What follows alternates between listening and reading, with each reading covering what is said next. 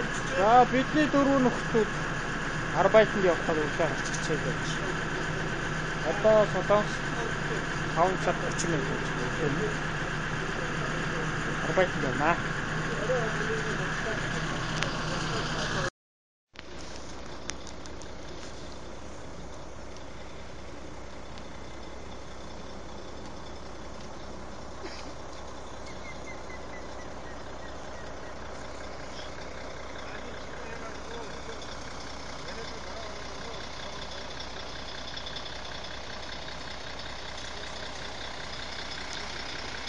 За өнөөдөр нэг иймэрхүү арбайт хийх юм байна да.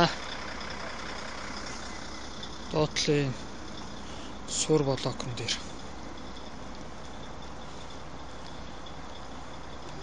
блок өрөх юм байна.